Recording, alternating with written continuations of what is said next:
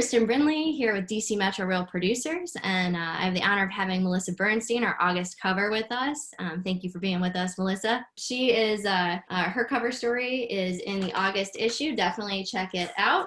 And Melissa has an amazing story. She was an attorney, and now as a real estate agent, she had $30 million last year, and is on pace to do more than that. And it's a lifestyle for her, and it's an honor to have you on. So Melissa, why real estate? Like, you could do anything, real smart gal, and definitely had a great legal career. Tell us why real estate. So I started my career as an attorney. I was a lawyer for over a decade. I love the law. I love the real estate, commercial real estate aspect of the law, the business side of it. But I feel like I'm a natural salesperson and a natural marketing person. So that was missing. I've always had a passion for that, and I think I'm good at it. So I wanted to, I was trying for a while when I was getting burned out with a law to try to find something that I could do both, do some business and real estate and sales, and it just seemed like the perfect fit. So I took the plunge, and here I am. Yeah, and I love your work ethic and lifestyle and how you make it all work. And tell us about this background, because it's beautiful. Where are you right now? So I'm in Ocean City, Maryland. We have a little townhouse that overlooks the bay. It's the most gorgeous view. And part of what I love about this job is that I can work from anywhere with my clients, and I'm 2 hours away. I'm actually going home this afternoon for appointments and all day tomorrow. Then I'll be back Friday night. So it's a 2-hour commute if I want to just escape reality for a little bit. Good for you. That sounds like a very intelligent thing to do. We get tired about these four walls when COVID's happening. So can you tell us, like, biggest challenge, biggest reward for being a real estate agent? So biggest reward is to see my clients' faces and experience the joy when they are buying their dream home. It's a huge purchase for them. A lot of times the biggest that they'll ever have. They're buying a house, but they're also buying a lifestyle. And I love to be a part of it to help guide them. So that would definitely be the biggest reward. I think the biggest challenge has been these past couple months with COVID, honestly, not being able to do my job like I typically do. We've all had to adjust. I think every industry has had to adjust for sure, but not being able to have open houses and highlight, the homes to the public like I used to. So we're having to find different ways to do it. It's working with our virtual tours, and hopefully, and I'm seeing it, people are getting more comfortable going out and meeting in person. So hopefully we'll continue on that track. But I think that's been the biggest challenge. And for you, what do you think, how does it fit into your dreams and goals? So being a real estate agent, how does it fit into your dreams?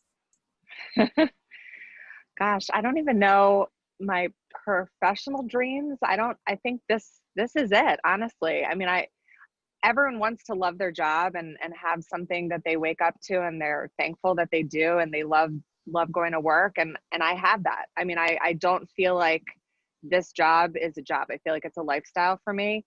I don't mind the 24-hour texts and phone calls and going out at all hours of the day and night. I love it. So I think that it's really a dream job.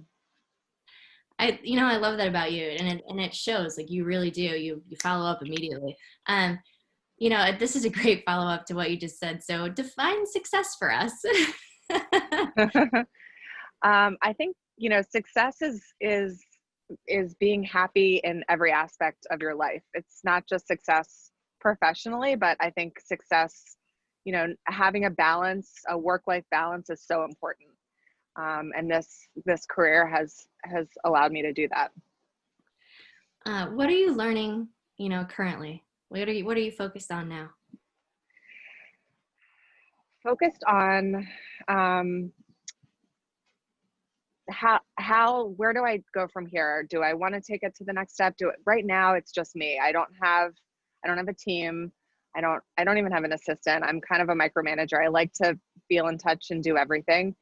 So, I think right now I'm thinking about the next steps, and does it make sense to expand, or do I lose some of the reasons why people are hiring me, for me and not for other agents. So I think that's a challenge I'm working through in my mind. I do want to be able to grow my business and to help other agents and mentor other agents and teach other agents. And I don't know if that's going to be through forming a team or through something else with my brokerage, but that's what I'm grappling with. I understand. It's such an interesting thing, having team and staff, and having high standards, like, because you have high standards. So I do. Yeah. I can see that. Yeah. So what about hobbies, interests outside of the business? What are those for you? Right now, my hobbies and interests center around my children. I have a 14-year-old son who plays baseball and hockey and is starting high school. And so juggling all the dynamics, social, academic, athletic with him. And then I have a 12-year-old daughter who also does cheerleading, and, she's in middle school. So we have all the middle school drama and navigating the new virtual school that's starting next week. I have no idea what's going to happen. So my hobbies and interests, I mean, if I'm not working, I'm with family and doing family stuff. I love to exercise. I exercise every day for my body and for my soul. So that's very important. But there's not much time for anything else. Well, it seems like a pretty full plate. Yeah. So what sets you apart, like makes you different? I don't know. I don't know if I am that different. I mean, I just kind of keep my head down and do what I think is best, and run my business the way I think that it should be run. And I'm succeeding. It's working. I don't know. I can't say that, I'm better than anyone, or I'm doing things in a better way than anyone, but my marketing is very important. I put a lot of time and thought into it. I think as an agent, that's an important thing. My relationships with my clients, even though I'm just a one-man shop, I do have a lot of clients, but I never want them to feel like I'm trying to balance between everyone and putting them on the back burner. So trying to make sure every client feels like they're my first priority, which they really are. I mean, if I don't want them to feel like they're losing out because I'm with someone else. I always try to make myself available for calls or texts or showings. It's not easy, but so far it's working. Yeah, well, and you're one of the top individual agents in the country, really. So I feel like you're doing a pretty good job. So what do you think has been the biggest reason or reasons for your success? I think having the background as an attorney really has helped and gives me a lot of credibility. The professionalism, working in the corporate environment for so long, I'm able to handle situations in a certain way. And, I think clients really do feel a comfort level, even though I'm not advising them legally because I can't do that as their agent. But I think having the comfort level that they know that I have the knowledge and the experience. I think that's a huge leg up. It's not like you will miss something in the contract. Right. What do you feel you have done that other real producers absolutely should do? I love online marketing. I love the virtual, the YouTube channels, all the social media, but I still think print advertising is so important. So I'll never stop doing that. I send a mailer for every single one of my listings once it sells, within the community, within the neighborhood. And I always get calls. People people like to get that personal mail, especially if it has beautiful pictures and the marketing is done correctly. But I do think, not to say virtual isn't important either, but I do think the print is still very important.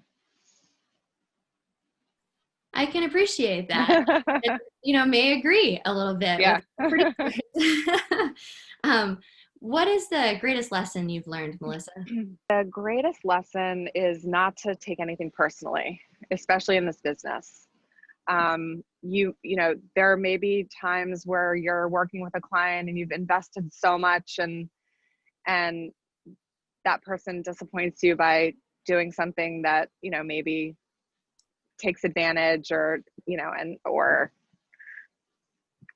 does something dishonest, and you don't want to let that affect you, because it's really hard not to take those things personally. I think that's the case with any industry, but especially in this business where it's my business. I own this business, and I put a lot of trust in my clients, and I know they put a lot of trust in me. So I think when people disappoint you, you have to just try not to let it affect you, and move on.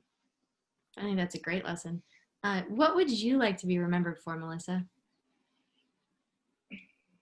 Not an easy question. It's not. I mean, when I do it, when I close a deal with my clients, people say the 3 most stressful things in your life are wedding, buying a house, and I forgot what the third one is. What is it? Having kids. Okay. Thank you. So I think that for me, I don't want the house buying to be a stressful process. So I want to be remembered as the person who helped to make that process as seamless and enjoyable. And I want it to be a good memory, not a stressful one. Well, thank you so much, Melissa. It's an honor to have you on. And you guys check out our August cover story if you haven't yet. And have a great day, everyone. You heard it here at DC Metro Real Producers. Bye, everybody. Bye.